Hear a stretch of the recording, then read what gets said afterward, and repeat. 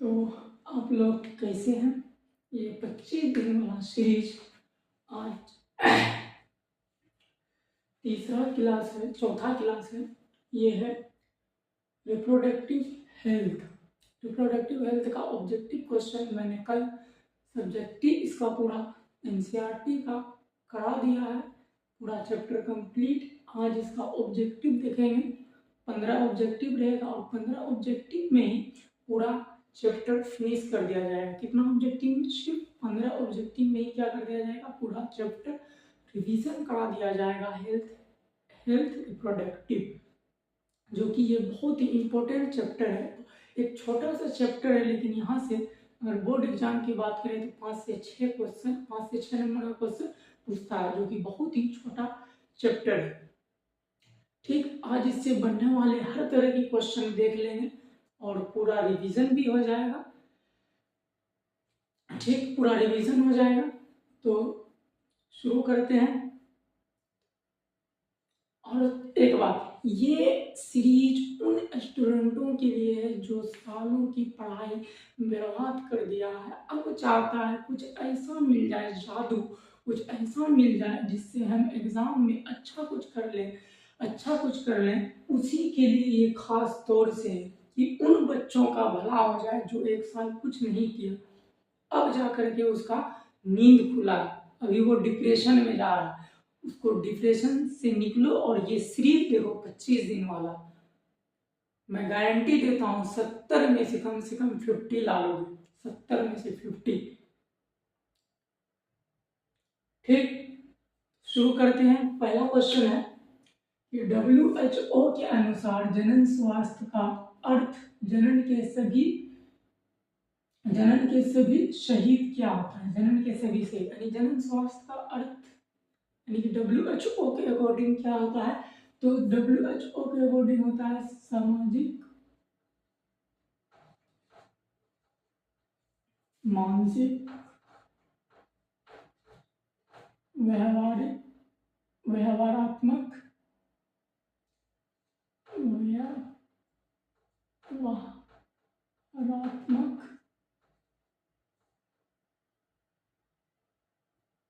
ठीक, सामाजिक, मानसिक, व्यवहारात्मक रूप से क्या होने चाहिए? स्वास्थ्य होने चाहिए। किस रूप से? सामाजिक रूप से भी स्वास्थ्य होने चाहिए, एंड मानसिक रूप से भी स्वास्थ्य होने चाहिए, एंड व्यवहारात्मक रूप से भी स्वास्थ्य होने चाहिए, कार्यात्मक रूप से भी स्वास्थ्य होनी चाहिए। WHO के अकॉर्डिंग था हेल्थ रिप्रोडक्टिव का डिफिनेशन। अब दूसरा क्वेश्चन आता है। दूसरा क्वेश्चन क्या है? परिवार नियोजन, परिवार कल्याण शुरुआत कब हुआ? यानी परिवार नियोजन सबसे पहले भारत ही एक ऐसा देश था जो संपूर्ण रूप से बाल स्वास्थ्य को क्या किया था? संपूर्ण रूप से क्या किया था? इकट्ठा किया था। भारत ही पहला एक ऐसा देश था। ठीक, तो ये कब हुआ था? तो 1951 ईस्वी में। कब हुआ था? 1951 ईस्वी में। ठीक, पहले ये था परिवार नियोजन और बाद में इसका नाम रखा था परिवार कल्याण। पहले क्या था? परिवार नियोजन के नाम से मशहूर था और बाद में क्या इसका नाम पड़ा? परिवार कल्याण। बाद में इसका क्या नाम पड़ा? परिवार कल्याण। ये सबसे पहले किसने परिवार नियोजन, फैमिली प्लानिंग शुरू किया था? फैमिली प्लानिंग सबसे पहले कौन शुरू किया था? तो भारत ही एक ऐसा पहला देश था जो कि फैमिली प्लानिंग पे संपूर्ण रूप से क्या किया था? आवाज उठाया था। कौन? भारत। सबसे पहले भारत ही ये शुरू किया था। कब किया था? 1951 ईस्वी में। कब? 1951 ईस्वी में। उसी में एक नारा दिया गया था, हम दो हमारे दो। ठीक है, हम दो हमारे बच्चे भी कितना? दो से अधिक नहीं। 2 से अधिक होगा क्या होगा? बेरोजगारी। लेकिन आज देखो एक एक माता पिता है क्या है? पूरे क्रिकेट टीम बना हुआ है। ठीक, यहाँ तो हो गया। अब ये दोनों रिलीज करते हैं ऊपर का क्वेश्चन, क्योंकि कुछ लिखना है हमको।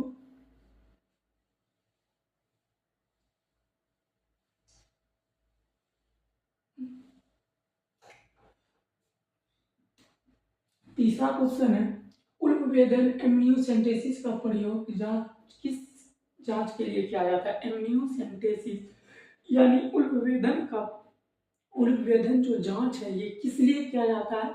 तो उल्बेदन से होने वाले एम्नियोसेंटेसिस से बनने वाले पहले सारे क्वेश्चन देखेंगे। ये एम्नियोसेंटेसिस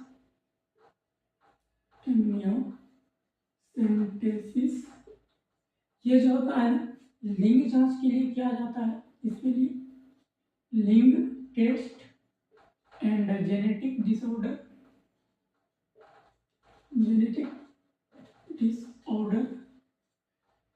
एंड ये है ना 1971 ईस्वी में इस पे जो है ना भारत एक कानून लगा दिया था। इसके बाद क्योंकि जब लिंग जांच हो जाता था तो पता लग जाता था कि गर्भ में पल रहा बच्चा अगर लड़की है तो क्या करते थे दाम्पत्य उस लड़की का क्या करते थे, एबॉर्शन करवा देते थे। क्या करवा देते थे? एबॉर्शन। उसे क्या कर देते थे? गर्भ हत्या कर देते थे। जो कि भारत सरकार ने तब 1971 ईस्वी में क्या किया, इस पे कानूनी प्रतिबंध लगा दिया। एम्नियोसेंटेसिस जांच में क्या होता है कि एम्नियोसेंटेसिस जांच में क्या होता है, जो गर्भ में पल रहा बच्चा होता है उसमें होता है एक एमनियोटिक क्या होता है लेयर। क्या होता है? गर्भ में जो पल रहा शिशु है उस शिशु के बाहर में क्या होता है, मान लो इस तरह से अगर इसमें शिशु है, मैं बात करूं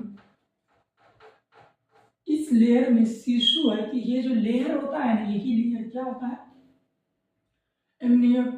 एमनियोसेंटेसिस लेयर होता है। ठीक है, ये लेयर क्या होता है, एमनियोटिक लेयर होता है। इसके अंदर जो फ्लूइड होता है, फ्लूइड, इसमें हर तरह का क्या होता है, सेल्स मौजूद होता है। और इसी एमनियोटिक फ्लूइड का क्या करता है, जांच करता है। एमनियोटिक फ्लूइड के जांच से ही पता चलता है कि इस बच्चे में कोई ऐसा डिजीज तो नहीं है जिससे इसे जन्म होने के बाद ये कुछ ही दिन बाद मर जाएगा, ऐसा कोई डिजीज तो नहीं है। या इस अब उसी सेल से पता, एमनियोटिक फ्लूइड से ही पता चल जाता है कि गर्भ में पल रहा बच्चा लड़का है या लड़की है। ठीक, ये किसके लिए किया जाता है, ये इस पे जो है ना भारत प्रतिबंध कब लगा दिया था भारत सरकार ने 1971 ईस्वी में। क्योंकि क्या था, बहुत से दाम्पत्य ऐसे थे जो कि क्या करते थे, पता चलने के बाद क्या करते थे, भ्रूण हत्या करवा देते थे। क्या करवा देते थे? भ्रूण हत्या करवा देते थे। तो इसका पहला तीसरा क्वेश्चन क्या था, उल्बेदन एम्नियोसेंटेसिस का प्रयोग किस जांच के लिए किया जाता है? लिंग जांच के लिए भी किया जाता है, आनुवंशिक विकार का पता लगाने के लिए भी किया जाता है। सी में है दोनों, ऑप्शन सी सही हो जाएगा।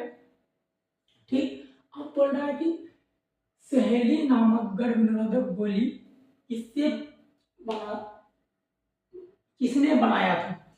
सहेली नामक गर्भ निरोधक गोली किसने बनाया था? सबसे पहले सहेली का नाम सुनते ही इससे बनने वाले सब पहले क्वेश्चन करेंगे कि सहेली क्या होता है, सहेली क्या है, सहेली से क्या होता है, इसका क्या साइड इफेक्ट है। तो जानते हैं सहेली के बारे में। ठीक, क्योंकि ये सिर्फ ऑब्जेक्टिव क्वेश्चन नहीं है, इसका मतलब है पूरा चैप्टर रिवीजन कराना। मैं सिर्फ एक टॉपिक से एक क्वेश्चन को ही ले आऊंगा और उससे रिलेटेड बनने वाले सारे क्वेश्चन कराऊंगा। क्या, एक टॉपिक से एक क्वेश्चन लिए उस टॉपिक से रिलेटेड जितना क्वेश्चन बन सकता है वो सारे कराएंगे। सबसे पहले सहेली क्या है, तो सहेली एक गर्भ निरोधक गोली है, कॉन्ट्रासेप्टिव पिल्स है। अब ये गर्भ निरोधक गोली क्या होता है? गर्भ निरोधक गोली एक ऐसा मेथड्स है, एक ऐसी प्रक्रिया है जिससे हम गर्भ से बचा जा सके, गर्भधारण से बच सके, जिससे गर्भधारण से, प्रेगनेंसी से बचा जा सके। ये सहेली नामक जो गोली होता है ये सप्ताह में एक बार ली जाती है। कब? सप्ताह में एक बार ली जाती है। सप्ताह में क्या होता है, एक बार ली जाती है। और ये क्या होता है, गैर स्टेरॉइड होता है। क्या होता है? गैर स्टेरॉइड होता है, स्टेरॉइड, गैर स्टेरॉइड होता है। और सहेली क्या होता है, गैर स्टेरॉइड, ये क्या होता है, बहुत ही प्रभावशाली और कम दुष्प्रभाव वाली होती है। क्या होता है, बहुत ही इसका प्रभावशाली होता है, बहुत प्रभावशाली एंड कम दुष्प्रभाव वाली होती है। क्या होता है, कम दुष्प्रभाव वाली होती है। ठीक, अब सहेली नामक गोली में कंपोजिशन क्या मिलाया गया था? आखिर सहेली नामक गोली में क्या होता है? सहेली नामक गोली में या तो सिर्फ प्रोजेस्टेरोन होगा, क्या होगा? या तो सिर्फ प्रोजेस्टेरोन या प्रोजेस्टेरोन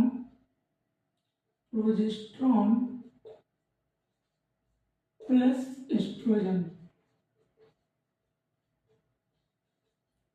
दोनों होगा। या तो सिर्फ प्रोजेस्टेरोन होगा या प्रोजेस्टेरोन और एस्ट्रोजन दोनों होगा, दोनों का मिक्सिंग होगा इसमें। ठीक, तो क्वेश्चन क्या बोल रहा था कि सहेली नामक गर्भनिरोधक गोली किसने बनाया था? कौन सा ऐसा शहर बनाया था? सहेली नामक गोली CDRI लखनऊ ने बनाया। देखते हैं ऑप्शन। पहला ऑप्शन दिया हुआ है कोलकाता, दूसरा ऑप्शन दिया हुआ है एम्स दिल्ली, तीसरा ऑप्शन दिया है CDRI लखनऊ, चौथा ऑप्शन दिया हुआ है एम्स मुंबई। तो ऑप्शन क्या आ जाएगा? सी सही, यानी CDRI लखनऊ। अब CDRI का फुल फॉर्म क्या होता है ये देख लेते हैं। CDRI का फुल फॉर्म क्या होता है? CDRI का फुल फॉर्म होता है सेंट्रल ड्रग रिसर्च इंस्टीट्यूट। क्या होता है? Central drug research institute. सहेली से इतना बनने वाला क्वेश्चन बताओ, एक क्वेश्चन से कितना क्वेश्चन करा है? सहेली का कंपोजिशन क्या है? तो सहेली का कंपोजिशन या तो सिर्फ प्रोजेस्टेरोन होगा इसमें मिला हुआ, या तो प्रोजेस्टेरोन एस्ट्रोजन दोनों मिला हुआ। सहेली क्या है? एक गर्भनिरोधक गोली है, ये सप्ताह में एक बार ली जाती है। गैरेस्टेरॉइड गोली है, गैरेस्टेरॉइड होता है बहुत ही प्रभावशाली एवं कम दुष्प्रभाव वाली होती है। ठीक, यहाँ पे करते हैं इरेज, हमें लिखना भी है क्योंकि बोर्ड छोटा है इसलिए ऐसा करना पड़ता है। कोई बात नहीं, धीरे धीरे सब कुछ सही हो जाएगा, बस आप लोग सपोर्ट कीजिए।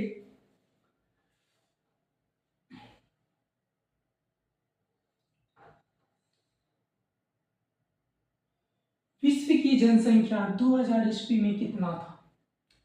मैंने जब कल क्लास लिया था उसमें पूरी अच्छे से बताया था जनसंख्या के बारे में। ठीक है, एक तरफ लिखते हैं विश्व की जनसंख्या, विश्व की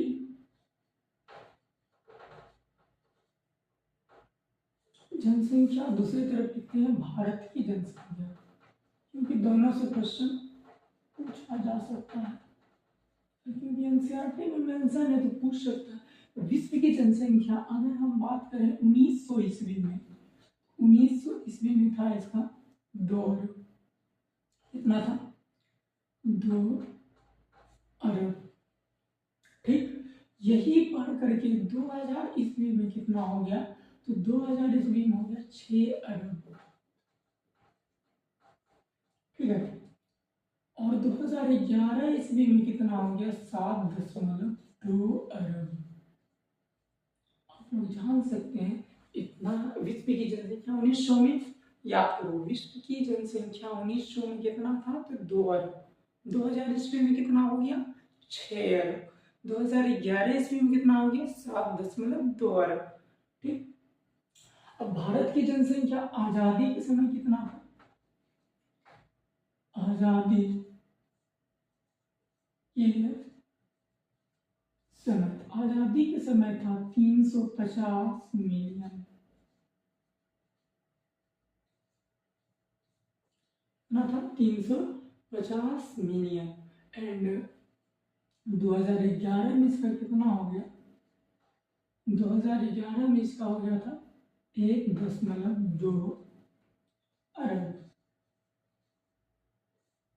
ठीक, 2011 की जनगणना के अनुसार भारत की जनसंख्या कितना है? 1.2 अरब। ठीक, फिर एक बार याद करो कि विश्व की जनसंख्या 1900 ईस्वी में कितना है? तो मेरे साथ बोलो, मेरे साथ बोलो, जुबान से आवाज निकलनी चाहिए, बकल कैविटी से वॉइस निकलनी चाहिए। ठीक है, तो मेरे साथ बोलो कि विश्व की जनसंख्या 1900 में था 2 अरब। 2000 ईस्वी में बढ़कर के हो गया 6 अरब। एंड 2011 ईस्वी में हो गया विश्व की जनसंख्या 7.2 अरब। भारत की जनसंख्या आजादी के समय 350 मिलियन था एंड 2000 ईस्वी में 1 अरब हो गया और 2011 ईस्वी में 1.2 अरब हो गया। इसके बाद बोल रहा है पांचवा क्वेश्चन क्या बोल रहा है, एक आदर्श गर्भ निरोधक वह एक आदर्श गर्भ निरोधक किसे बोलते हैं। तो मैंने क्लास में बताया था कल की क्लास में ही कि एक आदर्श गर्भ निरोधक किसे कहेंगे। एक आदर्श गर्भ निरोधक उसे कहेंगे जो कि मार्केट में इजीली अवेलेबल हो, उसका कोई साइड इफेक्ट ना हो और ये क्या हो, रिवर्सिबल हो एंड इसका है ना मैं सेक्सुअल इंटरकोर्स के दौरान कोई इससे है ना डिजीज ना हो, कोई बाधा ना बने। सेक्सुअल इंटरकोर्स में क्या हो, कोई बाधा ना बने। ठीक है, ये 4-5 मैंने बताया था। तो वही पूछ रहा है क्वेश्चन में कि आदर्श गर्भ निरोधक कौन है। तो आसानी से उपलब्ध जिसका प्रभाव आशंका या दुष्प्रभाव ना, बिल्कुल सही बात है, आसानी से उपलब्ध easily in the market and इसका क्या साइड इफेक्ट कुछ नहीं, बात तो सही है। प्रयोग का रक्षा करने वाला क्या होनी चाहिए, प्रयोग का जो उसका प्रयोग कर रहा है वो रक्षा करने वाला होना चाहिए। जो कॉन्ट्रासेप्टिव यूज कर रहा है वो प्रयोग करने वाले के लिए कॉन्ट्रासेप्टिव रक्षा करने वाला होना चाहिए। दूसरा रिवर्सिबल होनी चाहिए। डी में बोल रहा है से सभी, तो ऑप्शन क्या हो जाएगा सी, ये ऑप्शन डी हो जाएगा, इनमें से सभी आसानी से उपलब्ध जिसका प्रभावी आशंका या दुष्प्रभाव नहीं हो, ये भी सही है। एंड प्रयोग का रक्षा करने वाला हो, ये भी सही है। रिवर्सिबल भी सही है, इनमें से सभी। ठीक, उसके बाद छठा क्वेश्चन बोल रहा है, छठा क्वेश्चन क्या बोल रहा है, गर्भ निरोधक की प्राकृतिक विधियां किस सिद्धांत पे कार्य करती है। प्राकृतिक विधियां किस सिद्धांत पे कार्य करती है। तो गुणसूत्र कहते, शुक्राणु एवं अंडाणु के संगम को मिलने से रोकता है, ये ऑप्शन में होनी चाहिए। अंडाणु एवं शुक्राणु के संगम को रोकता है, ऑप्शन ए ही सही है। बी बोल रहा है कि प्राकृतिक विधि नहीं है, ये तो प्राकृतिक विधि है। सी बोल रहा है कि अंडोत्सर्ग को रोकता है, जो कि गलत बात है। डी बोल रहा है इनमें से कोई नहीं, ये भी गलत है, ये भी गलत है। ऑप्शन सही क्या होगा, अंडाणु और शुक्राणु को रोकना। अब सबसे पहले प्राकृतिक विधि देख करके क्वेश्चन आना चाहिए यार कि प्राकृतिक विधि क्या है।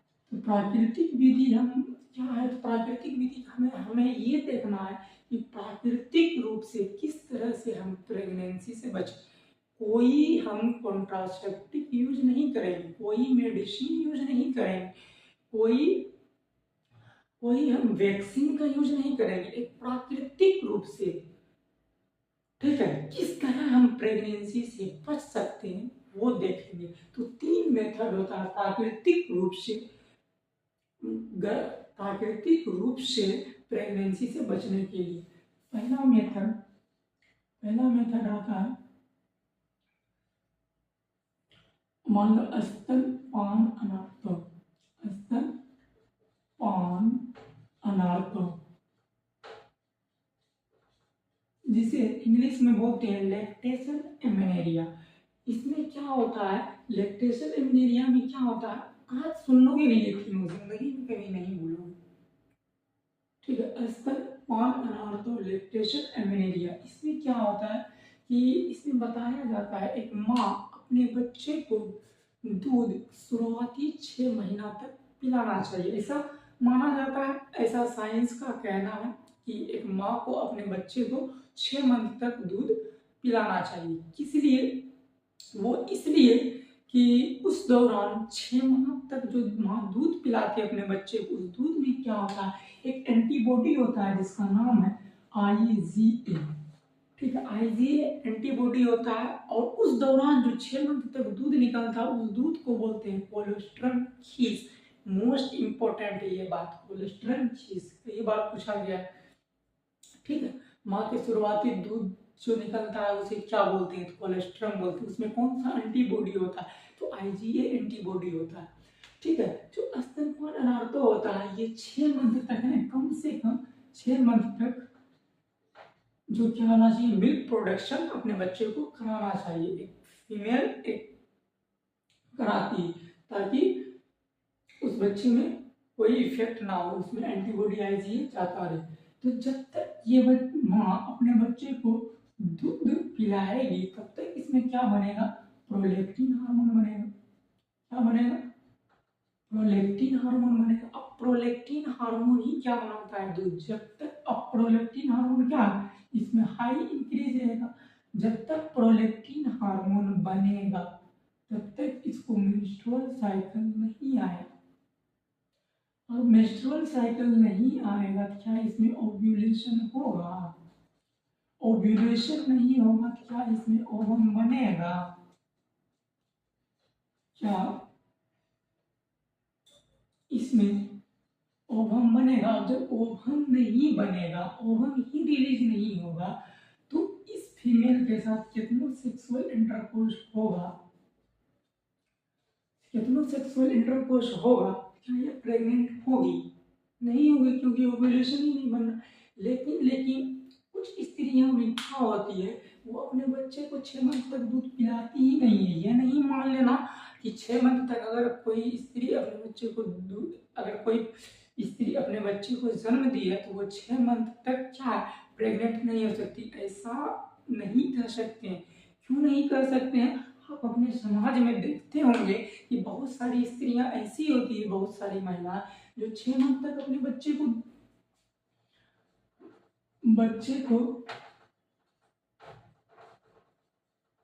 दूध नहीं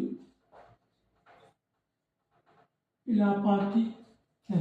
बहुत सी स्त्रियां क्या होता है, 6 मंथ तक अपने बच्चे को दूध नहीं पिला पाती है, तब वो उस दौरान क्या करती है, तो ऊपर का दूध पिलाती है। ठीक है, पाउडर वाला दूध हो या क्या होता है, ठीक है, जो भी दूध वो ऊपर से लेकर के क्या आता है, लेकिन वो अपना दूध नहीं पिलाती। तो उस दौरान जब वो अपना दूध नहीं प्रोडक्शन करा रही है बच्चे को, तो उस दौरान उसमें तो प्रोलैक्टिन हार्मोन नहीं बनेगा, क्योंकि प्रोलैक्टिन हार्मोन बनता तो उसमें दूध बनता तो अपने बच्चे को दूध पिलाती। उसमें प्रोलैक्टिन हार्मोन नहीं बन रहा है, जब प्रोलैक्टिन हार्मोन नहीं बनेगा तो मेंस्ट्रुअल साइकिल बीच में हो सकता है, आ सकता है। जब मेंस्ट्रुअल साइकिल आ जाएगा तो ओव्यूलेशन होगा, ओव्यूलेशन होगा तो ओवम बनेगा। उस दौरान अगर सेक्सुअल इंटरकोर्स होगा तो क्या प्रेग्नेंट नहीं होगी, होगी। ठीक, तो इसमें ये तो था नॉलेज के लिए, याद क्या रखना एग्जाम के पॉइंट ऑफ व्यू से, एग्जाम के पॉइंट ऑफ व्यू से ये याद रखना है कि स्तनपान अनार्थों में एक स्त्री, एक फीमेल 6 मंथ तक अपने बच्चे को दूध पिलाती है, और उस दूध में आईजीए एंटीबॉडी होता है, और उस दूध को बोला जाता है कोलेस्ट्रम खीस। बस इतना पॉइंट याद रखना, बाकी भूल नहीं।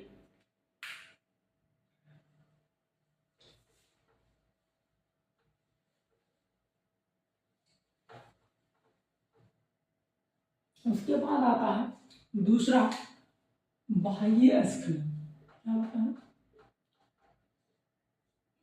बाह्य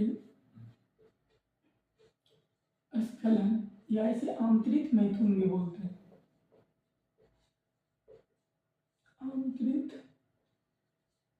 मैथुन क्या होता है, बाह्य स्खलन क्या होता है, आंतरिक मैथुन। तो बाह्य स्खलन आंतरिक मैथुन क्या होता है कि जब एक मेल और फीमेल दोनों सेक्सुअल इंटरकोर्स करता है, दोनों शारीरिक संबंध बनाता है, तो मेल क्या करता है, जब मेल को ऐसा लगता है कि अब वीर्य आने वाला है, सीमन आने वाला है, तो उस दौरान क्या करता है, मेल उस फीमेल के वजाइना से अपना अपना पेनिस को बाहर निकाल लेता है, अपना पेनिस को वेजाना से क्या कर लेता है, बाहर निकाल लेता है।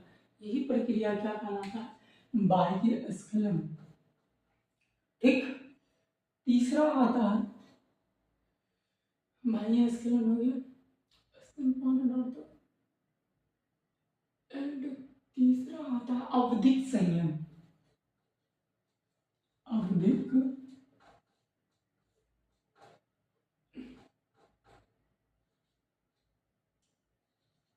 अवधिक संयम। अवधिक संयम में क्या होता है? अवधिक संयम में क्या होता है कि जब एक फीमेल मेंस्ट्रुअल साइकिल अवस्था में होती है, ऐसा माना जाता है कि मेंस्ट्रुअल साइकिल के दौरान 10वें से 17वें दिन अगर इस दौरान कोई मेल पर्सन सेक्सुअल इंटरकोर्स नहीं करता है, ठीक, सेक्सुअल इंटरकोर्स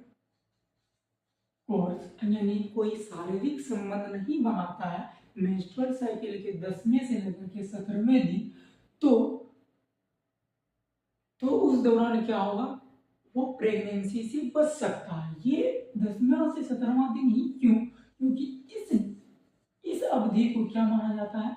ओव्यूलेटरी फेज। क्या माना जाता है? Ovulatory phase. यानी इस दौरान क्या होता है? इस दौरान क्या होता है? ओव्यूलेटरी फेज में क्या होता है? ओव्यूलेशन होता है, अंडोत्सर्ग होता है, जिससे अंडाणु रिलीज होता है। अब जब इस दौरान अंडाणु रिलीज होगा, ओवम रिलीज होगा, अगर इसी दौरान सेक्सुअल इंटरकोर्स हो जाएगा, सेक्सुअल इंटरकोर्स कर लेगा, शारीरिक संबंध बना लेगा, तो बताओ कि प्रेगनेंसी का चांस है कि नहीं?